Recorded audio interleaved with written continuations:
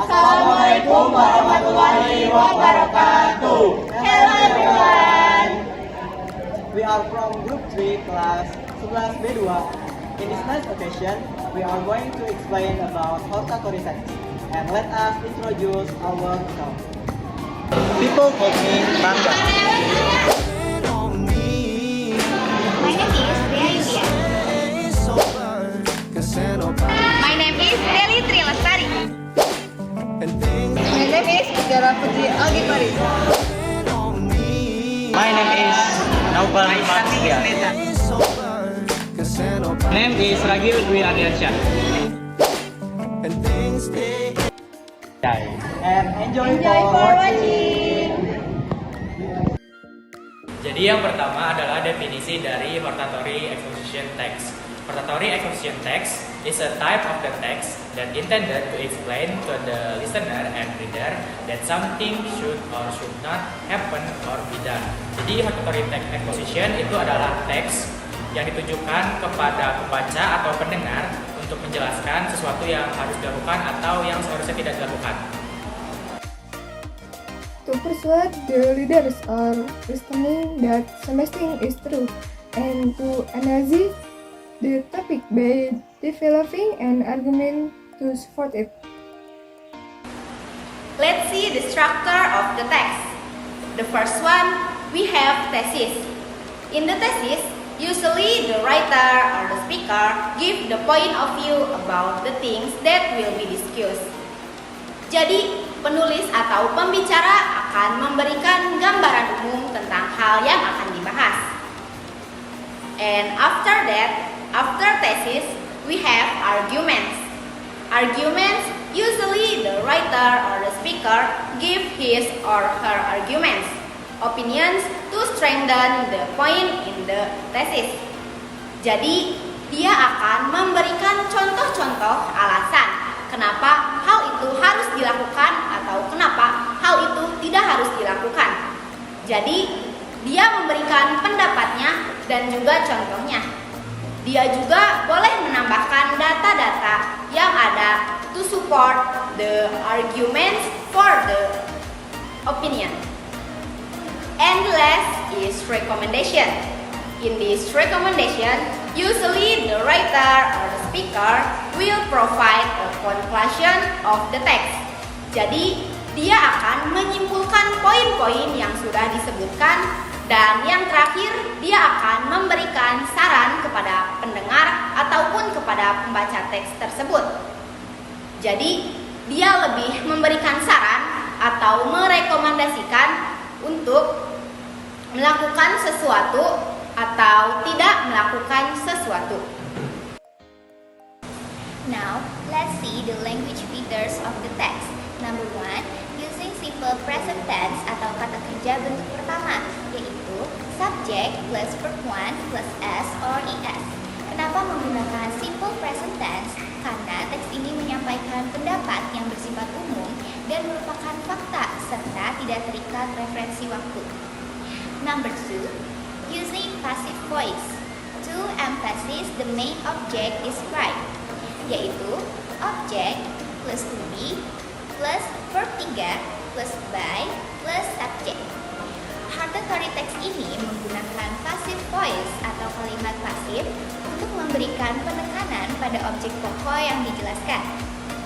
Number 3, in the starting arguments the writer use firstly, first, second, lastly, the last. Dalam menyatakan argumennya, penulis biasanya menggunakan kata-kata pertama-tama, kedua, yang terakhir, dan lain-lain. Number 4, using the expression giving arguments and opinion because in the hortatory text there are arguments and opinions. Menggunakan ungkapan memberikan argumen dan pendapat karena di dalam teks hortatory terdapat argumen dan opini, yang berarti akan banyak ungkapan yang menyatakan suatu pendapat, opini, atau argumen. For example, in my opinion, I think, I feel, I know, and I realize. Maka sini kita menggunakan subjek I karena ditulis berdasarkan sudut pandang penulis atau sudut pandang orang pertama. Number 5, using internal conjunction atau kata penghubung. Internal conjunction is divided into 4. Internal conjunction ini terbagi menjadi 4. First, addition atau konjungsi penambahan. For example, beside and in addition. Second, comparison atau perbandingan. For example, but, meanwhile, on the other hand. Third, time atau konjungsi waktu. For example, second, then, next. Last, effect or akibat. Example, so, as a result, consequence. Last, in the last paragraph, the writer used as a conclusion to conclude from the above facts.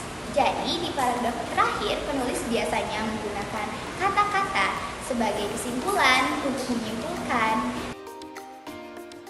Jadi, yang kelima yaitu perbedaan antara teks hortatory exposition text dan analytical exposition text.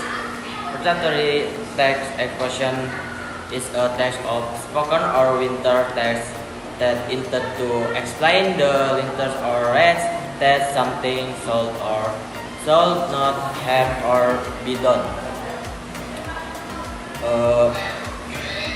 Yang keduanya itu analytical exposition text is a text that elaborates the winters about the phenomenon starting with purpose to posit the reads that the idea is an inferred matter. Okay, the next one, number 6, is an examples about hortatory text, and the title is Combating Corruption, Safeguarding Democracy, and Promoting Progress. And I'm going to start my speech in 3, 2, 1. Corruption is a pervasive issue that plagues society worldwide, corroding the foundation of democracy and hindering socio-economic progress. And it manifests in various forms, from petty bribery to grand embezzlement schemes, and poses significant threats to governance, justice, and equality. Therefore, urgent action is needed to combat corruption and safeguard the integrity of institutions. Okay, and firstly, corruption undermines the rule of law and erodes public trust in government institutions. When officials prioritize personal gain over public welfare, it breeds a culture of impunity and lawlessness, weakening the fabric of society. And for instance, a study by Transparency International found that countries with higher levels of corruption tend to have weaker rule of law and lower levels of political stability. And secondly, corruption stifles economic development and exacerbates poverty. Funds diverted through corrupt practices deprive communities of essential services such as healthcare, education, and infrastructure. According to the World Bank, corruption can reduce a country's GDP growth by up 1%, and it's hindering effort to alleviate poverty and achieve sustainable development goals.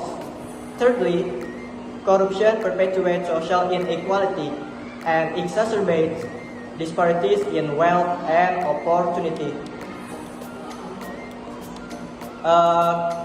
It often benefits the affluent and well-connected at the expense of marginalized groups, exacerbating social tension and widening the gap between the rich and the poor.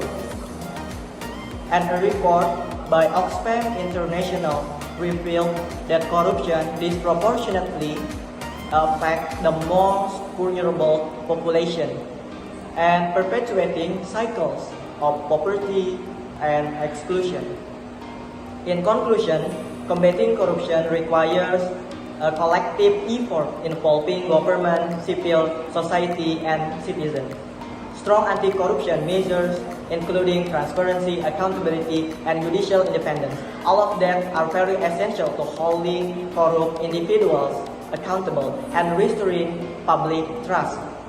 In addition, promoting ethical leadership, empowering whistleblowers, and strengthening strong anti-corruption education and awareness programs are critical steps toward building more resilient and vigilant.